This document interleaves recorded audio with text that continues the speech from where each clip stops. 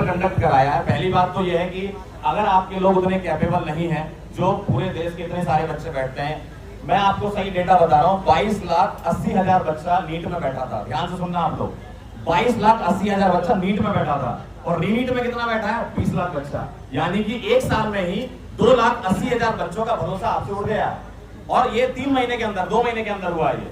आपने एक पेपर कराया और आप उसका रीपेपर भी करा रहे हो। 2,80,000 बच्चा भरोसा छोड़ चुका है। जबकि अगर तुम सही से पेपर कराते तो वो हो सकता है डॉक्टर बन जाता। और अगले साल इस तरीके से बच्चे अगर कम होते रहे तो हम अपने देश में अच्छे डॉक्टर कैसे दे पाएंगे? जब बच्चा पेपर ही नहीं देगा तो डॉक्टर कैसे बनेगा? तो बच्चों का भरोसा अगर जीतना है तो इस सरकार को एक अकाउंटेबिलिटी लेनी होगी, एक जवाबदेही तय करनी होगी कि पेपर आपके अच्छे से होंगे। और इस साल जो बच्चे हमसे पढ़ रहे हैं, अभी आज ही सुबह मैं क्लास लेके आया हूँ, वो बच्चे ये पूछते हैं कि सर हम पेपर दें कि नहीं दें। मतलब उनको ये डाउट है कि सर अगले साल का पेपर कहीं लीक हो गया तो मैं उसको क्या जवाब दूं उस बच्चे को?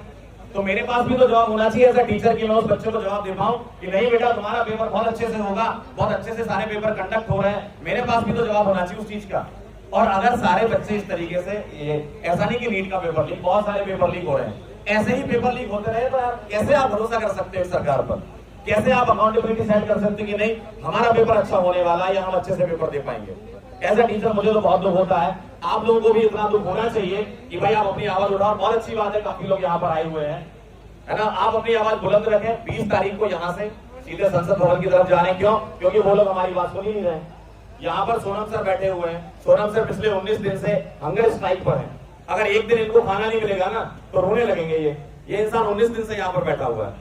तो अगर आप सोचो ऐसा इंसान जो, भाई अगर मैं आपको सच बताऊं ना, जितनी इज्जत इस सरकार ने सोनम सर की है ना, जितनी इज्जत की है उससे कहीं लाख गुना ज्यादा इज्जत बाहर के लोग करते हैं। बाहर के लोग बुलाते हैं इनको, बाहर के लोग इनको अवार्ड देते हैं और हम इनको पहचान नहीं पा रहे हैं। भाई आपके घर में ही कोई हीरा छुपा हुआ है, आप कह रहे हो हम तो बाहर से हीरा लेके आएंगे। कहां से हीरा लेके आएंगे? हीरा तो ये है आपके पास। इनको ही बचा लो, इनको ही बचा लो। मैं कह रहा हूँ अगर ये जीवित रहे तो हमारे लिए बहुत अच्छा काम कर ले जाएंगे, क्योंकि इनके पास वो स्किल है। साइंटिस्ट है यार, साइंटिस्ट होना कोई आसान बात नहीं होती है। बहुत सारा काम किया है इन्होंने, लद्दाख में भी बहुत सारा काम किया और आज हमारे साथ यहाँ पर खड़े हुए हैं। क्योंकि ये आगे आकर के सोचो इनको क्या फर्क पड़ रहा था कि यहाँ आते। और लोग बोलते हैं कि इनको सत्ता का लालच, काय का लालच है भाई? सत्ता चाहिए होती सर कब का ले लेते, अपनी खुद की सत्ता बना लेते। सर बात कर रहे हैं व्यवस्था परिवर्तन की, सर बात कर रहे हैं आप लोगों की, हम लोगों की, हमारे परिवार की, हमारे बच्चों की, इस देश की।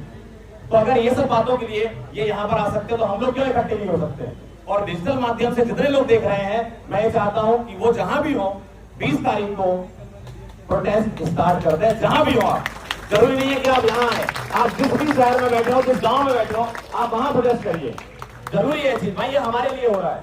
अगर हम ये चीज नहीं करेंगे ना तो भाई बहुत कुछ गलत हो जाएगा हम लोगों के साथ। और ये एक ऐसा मौका हमारे पास है कि जो हम सही चीज कर सकते हैं। हमारे पास यही मौका है, इसके बाद आपको दूसरा मौका नहीं मिलेगा। ठीक है, बहुत बहुत धन्यवाद। जय हिंद, जय भारत।